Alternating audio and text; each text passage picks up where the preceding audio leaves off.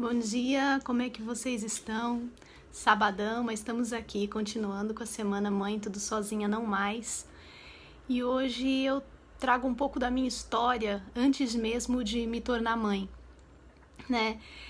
As pessoas me veem como uma pessoa muito forte, muito decidida, muito determinada, muito sorridente, muito brincalhona, esses muito. Mas a gente sabe que por trás dos sorrisos mais, como é que eu vou dizer, mais fáceis, estão as grandes dificuldades, talvez, de superação, de tentativa, de erro. E a minha história que eu trago hoje é uma história de antes, da Giovana de antes, né? Da menina, depois da adolescente, e até da história de família, né? Porque a gente esquece muitas vezes que aquela mãe, aquela mulher tem uma história. Ela tem uma história de vida. Ela tem uma genética, ela tem uma predisposição, ela tem sonhos, podem ter mudado depois da maternidade, mas ela continua tendo um ser humano ali por trás. E é por isso que eu vou abrir um pouco de tudo que eu sou, de tudo que eu fui, e de tudo... Oi, Kelly! E de tudo que eu tive que... Olá, Fairuce, tudo bom? Bom dia! E de tudo aquilo que eu acredito e de tudo aquilo que eu lutei pra chegar até aqui, né? Bom, então vamos lá. Minha família, por parte de pai, é toda depressiva, tá? Todas as pessoas ali têm uma tendência séria à depressão, é uma tendência grave. Meu pai era consumidor pesado de álcool, tá? Pra quem não sabe a diferença disso para uma pessoa que é considerado álcool-adicto, ele não tinha muita medida para beber, mas ele era uma pessoa totalmente funcional na sociedade. Ele trabalhava, ele era um pai muito bom dentro das limitações dele. Ele foi uma pessoa extremamente presente, sempre foi.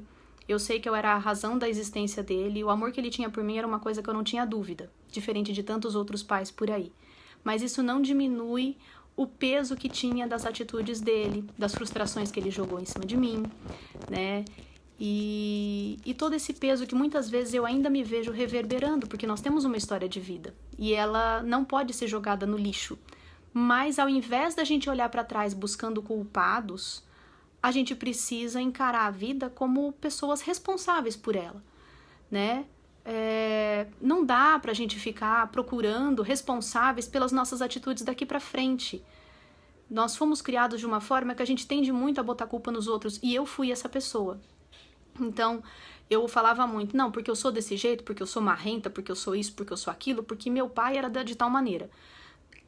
E na sinceridade, a cada dia que eu opto por ser ou não marrenta, por ser ou não de um jeito, por ser ou não do outro, é uma atitude minha.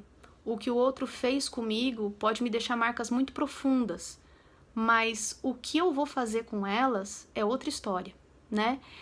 Então, imaginem o seguinte, eu era uma pessoa que estava num momento que não estava acreditando em nada e o meu pai me faltou, né? Meu pai, ele, com todos os defeitos dele, ele foi o pai que eu tive e ele me faz muita falta. É muito louco isso, né? É uma relação totalmente dicotômica. Por um lado, era uma relação que estava a curto-circuito.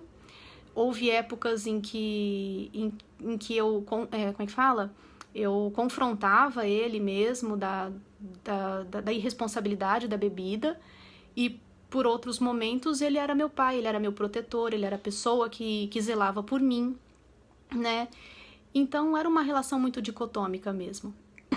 Um belo dia, meu pai, eu tava num show do Djavan, veja só, tranquila, ele tava no último ano de faculdade, tava fazendo faculdade de educação física, ele passou mal de madrugada, talvez eu chore, viu, gente?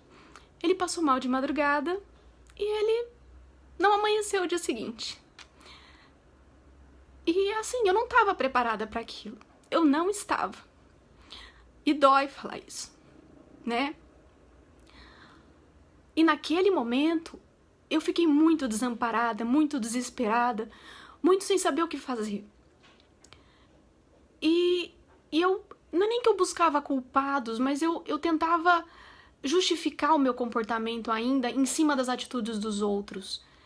E eu fiquei bastante sem rumo, confesso. Eu só não entrei em depressão porque existia já em mim uma coisa chamada senso de autorresponsabilidade, que é uma coisa que eu ainda tenho aquela sensação do tipo, as coisas vão melhorar, né? Mas era inconsciente, eu tinha isso porque eu tinha. E de alguma forma eu fui passando, só que isso também trouxe outras marcas. Eu tinha um relacionamento que era considerado um relacionamento bom, e ele terminou. O cara não deu conta de uma pessoa que antes era toda feliz, alegre, sorridente, saltitante, e se tornou uma pessoa pesada, né? Uma pessoa difícil de lidar. Então eu também terminou comigo, na verdade, o relacionamento daquela época. Resultado, eu não estava em equilíbrio, eu não estava. Oi, Beatriz, bom dia. Eu acabei entrando num relacionamento ruim em cima do outro, sem brincadeira. Era meio que uma válvula de escape, para não ter que olhar para mim mesma. Olá. E na boa, foi difícil. Foi difícil entender o que eu precisava fazer dali para frente. Não foi uma situação simples, não foi uma situação fácil, não foi um movimento da noite pro dia. Até que, eu já comentei com vocês que eu tive um relacionamento tóxico. Ao sair desse relacionamento, eu tava assim, no fundo do poço, do poço, do poço. Tudo isso deve ter começado lá com a morte do meu pai. Mas eu decidi que era momento de mudança. Eu precisava mudar. Eu precisava sair daquilo. Porque sabe aquela sensação de que tá tudo errado na sua vida? Que tá tudo uma merda, que você só tá levando chapuletada de tudo quanto é lado, que o mundo tá pisando em cima de você porque você de alguma forma tá dando esses sinais pro mundo. E acredite, é isso mesmo, a gente dá sinais e as pessoas pisam, né? E eu peguei todo aquele sofrimento de após relacionamento abusivo, todo um óbito que eu não tinha processado, porque eu achava que eu não podia chorar, né? Eu chorei a morte do meu pai, mas eu não chorei o óbito do primeiro relacionamento, que era o relacionamento com o príncipe. Então, todo esse negócio de querer ser forte e mascarar o que a gente tá sentindo faz muito mal. E daí foi com isso que eu comecei a transformar a minha própria vida. Antes de ter filho, bem antes. Comecei a praticar meditação. Comecei a entender que a responsabilidade pela minha vida é minha. O que o outro faz comigo é responsabilidade dele. O que eu faço com isso é responsabilidade minha. Sem querer botar pano quente, sem querer diminuir o que um abusador faz, sem querer diminuir o que uma paternidade inconsciente faz, uma paternidade ausente, uma mãe abusadora, sem diminuir nada disso. O caso existe um ditado que eu gosto muito, que fala o seguinte: 2 prisioneiros estavam numa cela. Um olhava para as poças de lama e o outro olhava para as estrelas. E é isso. A realidade depende para onde a gente olha. Eu catei todo aquele sofrimento que eu tinha, que eu sofri, que eu vivi, e resolvi transformar isso. E se há um conselho que eu posso dar para cada uma de nós, é o seguinte: nós precisamos olhar para a vida de uma forma mais positiva e entender que a responsabilidade pelas nossas vidas está nas nossas mãos também. Um exemplo que eu gosto de dar é o seguinte: tem gente que fica louco no trânsito, não tem? Leva uma cortada e fala, não, porque eu vou atrás, porque não sei o quê, porque nananã. Realmente, o cara te cortou. O que você vai fazer com isso? Antigamente eu ficava puta da vida, louca, tal. Hoje eu falo assim, aquele cara vai tirar minha paz. Ah, mas não vai mesmo. Se ele não tá bem, eu tô, né? Posso até ficar nervosa na hora, mas eu não fico alimentando mais pensamentos que me jogam pra baixo. É esse negócio de você escolher os próprios pensamentos, de você escolher não mergulhar fundo na própria lama, que a cabeça da gente joga a gente na lama. É escolher que você pode mudar, que você pode melhorar. Na verdade, quando a gente tá mais em crise, no maior dos sofrimentos, é quando a gente meio que se sacode para ir para frente e transformar a própria existência. E não pense que é fácil, não pense que é simples, porque não é, não tem nada de fácil, não tem nada de simples e é doloroso pra caramba. Mas pode ser muito melhor. Por exemplo, depois disso, foi aí que eu conheci meu esposo. Não vou dizer que eu vou ficar casada pro resto da vida, porque eu não tenho bola de cristal. Mas é um relacionamento saudável. É um relacionamento em que existe parceria na criação dos filhos. É um relacionamento em que a gente realmente partilha de sonhos e partilha de ideais. Ele apoia o projeto de apoio a mulheres e mães. Ele pode não entender, porque ele não sofre o que as mães sofrem, mas ele aceita que isso é importante, entendeu? Ele não menospreza, ele não diminui. E daquele sofrimento todo, nasceu essa nova Giovana, que é a Giovana que fala com vocês, que é a Giovana que tem essa essência, que normalmente enxerga as coisas por um viés positivo, que enxerga que a vida, ela tá aí para ser vivida.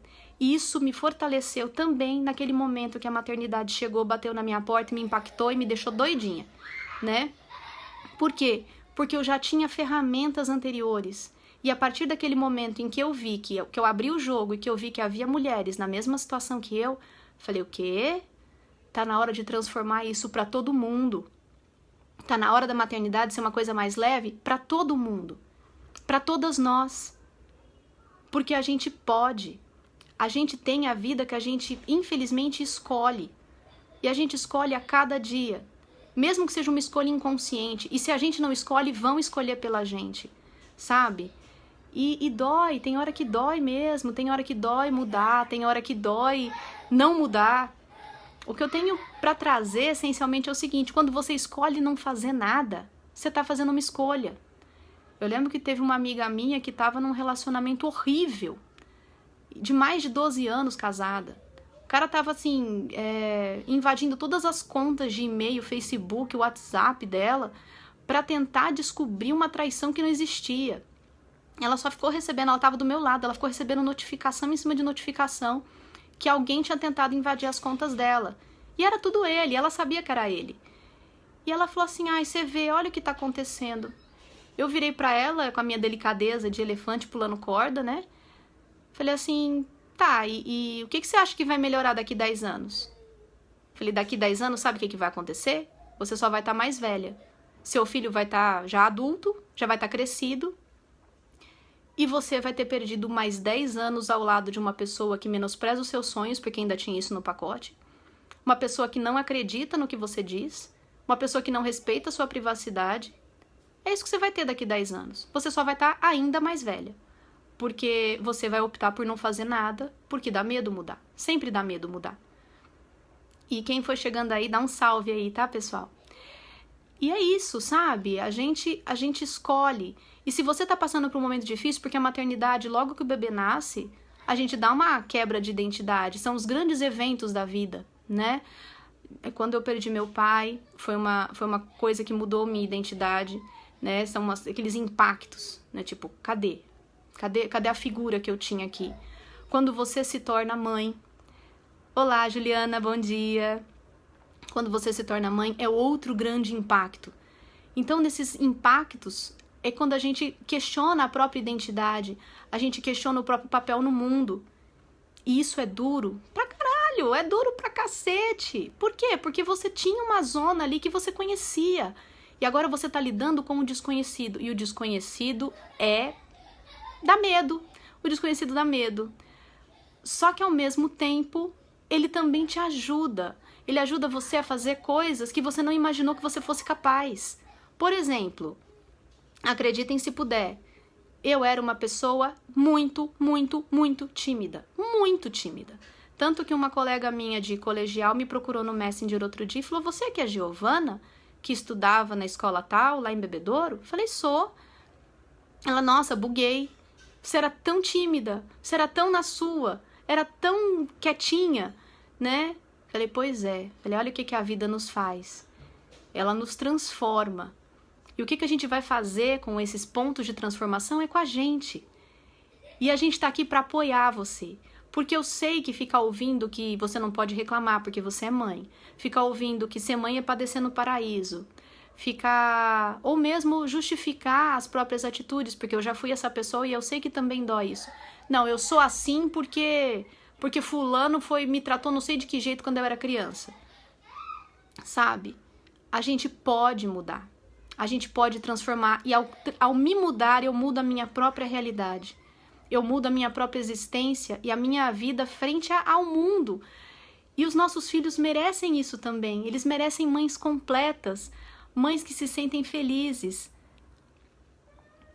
Exatamente, Juliana, né? Minha filha vai fazer 4 anos, eu ainda estou em transição em todos os aspectos da vida. A vida é uma grande transição, né, Juliana? A verdade é essa. A gente nunca vai ser obra acabada. A gente tá sempre em processo, né? E que seja um processo que leve a gente para coisas melhores. Que seja um processo... Eu acho muito triste quando a pessoa fala, eu não tenho mais sonhos, ou eu não tenho mais nada que eu possa fazer, ou meu tempo já passou. Cara, seu tempo é agora, sabe? Seu tempo é já. E eu sei o que você tá falando de transição, Juliana. Eu sei. Porque a gente vive em transição e a transição incomoda, não incomoda? Mas a gente pode encarar isso também de forma mais leve. Criar filhos é pura transição, gente. O que eu fazia outro dia não funciona mais já.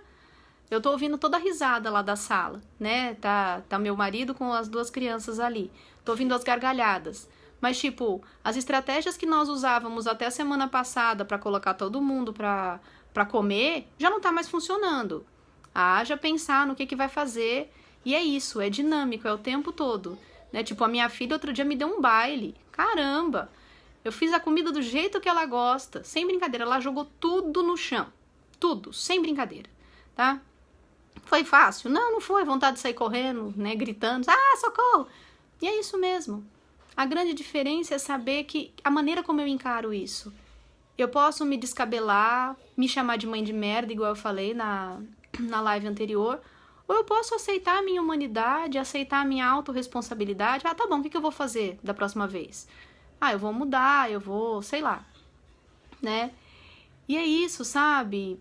Buscar coisas diferentes, buscar que você pode melhorar, eu posso melhorar, e também, enquanto tudo dentro da gente está sendo reformulado, o mundo começa a girar. Peraí que tem mais coisa.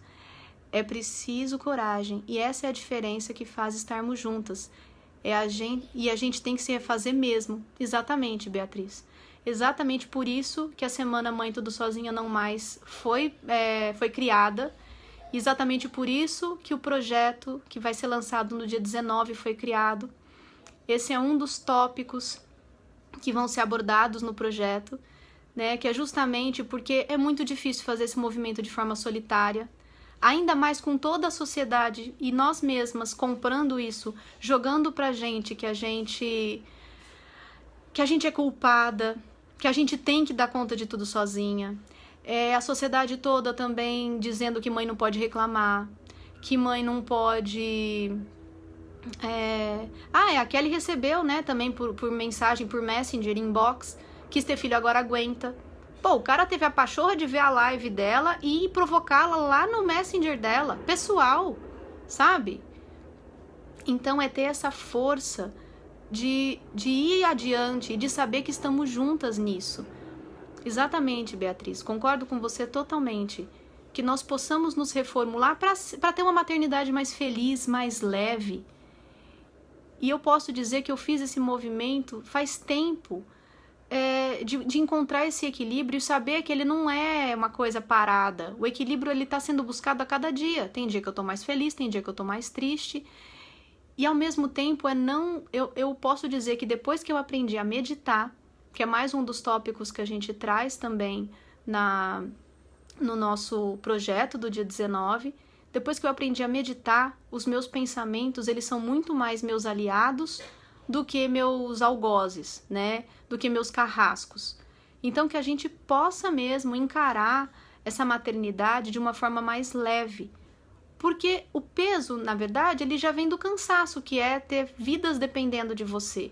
Mas que a gente saiba que tudo isso pode ser mais equilibrado, que a gente não precisa, além de ter toda uma sociedade patriarcal jogando coisas em cima da gente, que a gente não precisa comprar isso, né? Muito, mas estou aprendendo a cada... Pera só um minutinho. Deixa eu ler. Muito, mas estou aprendendo a cada dia mais e mais. Estou fascinada com a mudança dela, isso me fascina. Bom, tenho saído da zona de conforto e já me sinto melhor. Em mim, isso reflete na minha filha. Vejo o desempenho dela melhorando cada vez. Isso é sensacional. Com certeza, Juliana. Porque quando a gente tá melhor, a gente traz benefício para os outros, sabe? É impossível você cuidar de outra pessoa se você tá incompleta, se você tá mal, se você tá desgostosa, triste. É impossível. Conhece aquela história? Em caso de despressurização, coloque a máscara primeiro em você. É exatamente isso. Não dá para cuidar do outro se a gente não tá cuidando da gente. E parece que vendem isso pra gente, né? Do tipo, mãe em último lugar, mãe não pode reclamar, ser mãe é pra descer no paraíso, mãe é assim mesmo, mãe é tudo igual. É tudo igual, cacete, eu não sou igual. Eu sou única. E você também. Cada uma de nós é única, é uma coisa que eu falo, sabe? Poxa, é aquela coisa que eu falei pra Kelly outro dia, que eu falei numa live aqui, que foi uma frase que me veio na cabeça numa madrugada. Somos feitas do pó das estrelas. Como é que você não vai brilhar? Como é que eu não vou brilhar? O universo é maravilhoso. A gente tem todas as ferramentas pra gente ser muito feliz. A gente merece, sabe? E nossos filhos merecem mães felizes e mães completas. Só que o que vendem pra gente são uns pacotes bosta de que a gente tem que se doar completamente e não sobrar nada. Até não sobrar um fiapinho de ser humano ali que tem que cuidar do mundo. O caralho!